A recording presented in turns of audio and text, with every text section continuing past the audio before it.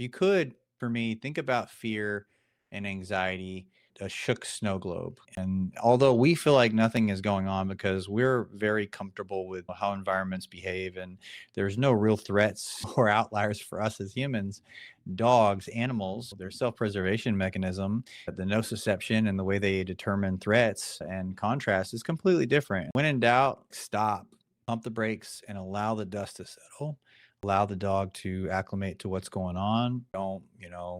Don't move. Don't bring a lot of communication in. Don't try to perform obedience. When you see a dog's head on a swivel and just trying to get a sense for their surroundings and whether or not there's imminent danger, let them figure that piece out. And the better you can control the environment and not produce a trigger and not produce a sensation and not produce a threat or a contrast, the more likely that they're going to acclimate and go, cool, nothing bad is happening.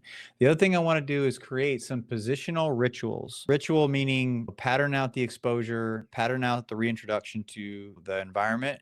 And so you'll see me create these like lily pads where I let the dog lay exactly where they laid before, pull the dog out, have them go to a particular space in the backyard, bring them back to where they were laying down before. The more I can create a pattern and even control the environment so that the dog sees and hears and interprets the environment in the same sequence, literally down to like it walking through the fence. When you see me like bring out new dogs and I have the dogs leave so I can bring out my next helper dog, going through that fence and the environment being identical, sights, sounds, smells. And the only difference, that one variable, is that there is a new dog exactly where the old dog was, is a sequence. And that sequence can build a sense of security.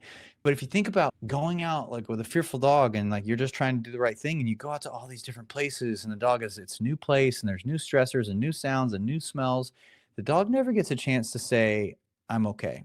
And so I want the dog to perform a pattern, survive the scary dog at 75 feet, survive the scary man at 30 feet that's not looking at them, right?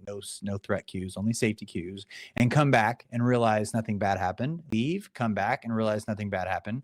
That is what helps a dog realize, I think I'm okay, right? So now we pull the dog back.